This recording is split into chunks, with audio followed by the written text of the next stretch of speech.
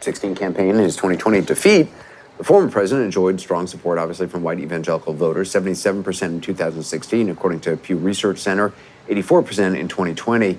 With that in mind, our Garrett Tuchman visited a Baptist church in Virginia where the pastor seemed to buck that trend during the last election, and his congregation did not like it.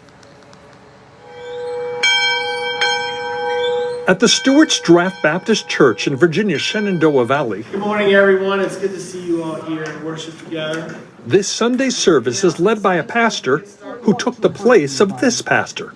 I don't want to start controversy. Apparently, God does.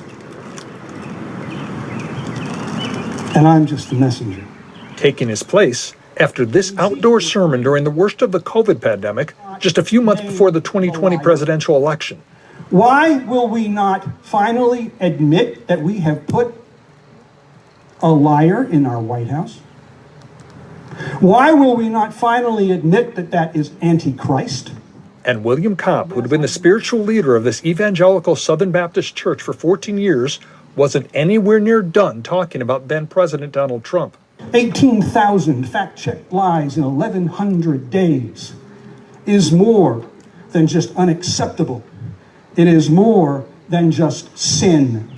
It is more than just wrong. It is demonic. And then Kopp added this. And you can't deny it because Jesus says it. And if you choose to deny that, then you choose to deny Jesus. You can't have it both ways. You can't support the lie and claim the truth. You can't support the Antichrist and support the Christ. This is William Kopp and his wife Carol today. After you made this sermon, what happened to you? I was fired. I knew when I heard it that we would not be staying at the church. I want to say he was a friend. Jim Brooks is a deacon at the church. The thing that got me was at the very end, Pastor Kopp said that if you voted for Trump, you are not a Christian. That was the biggest thing for me. Within 48 hours, William Kopp says, the church leaders, including Deacon Brooks, asked for his resignation. Is what you're saying, do you believe that people cannot be good Christians or thinking Christians if they support Donald Trump? That's a real tough one. And probably that's exactly what I'm saying. William Kopp says his sermon criticized other political and religious leaders too, and contends it was not a political speech, but a moral one. Sermons in evangelical churches combining politics, morals, and faith are far from rare. 2 days before the 2020 election, listen to this pastor in Maine. We have an election on Tuesday. I pray God's mercy grants President Donald Trump victory. I don't have a problem standing here in front of you and saying so. And 4 days after Election Day, this Texas pastor referring to the so-called stolen election.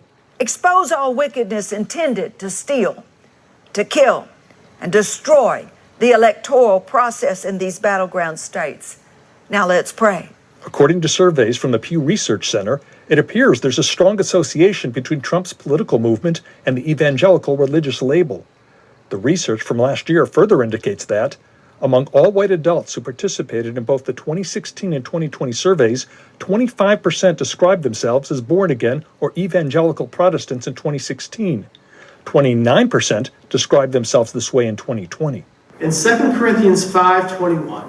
The current pastor of the Stewart's Draft Church, Billy Coffey, who talked to us off camera, says he loved Pastor Kopp, but told us many congregants were upset and hurt by what he said, and would leave if Pastor Kopp did not. So it was a matter of saving the church rather than saving the pastor. The new pastor telling us, when you mix religion and politics, it won't make religion better. William and Carol Kopp have now moved to North Carolina and have joined a Presbyterian church, where he will occasionally fill in for pastoral duties. What do you think the Lord thinks of what you said in your sermon that day? Well done, my good and faithful servant. Gary, did William Kopp indicate if he had any misgivings about how he handled the situation? Well, Anderson, I did talk to William Kopp about that. Obviously, his life has changed a great deal, but he says he's comfortable with what he did, and he believes what he said in his sermon is, quote, biblically supported. Anderson? Gary Tuckman, appreciate it. Thanks.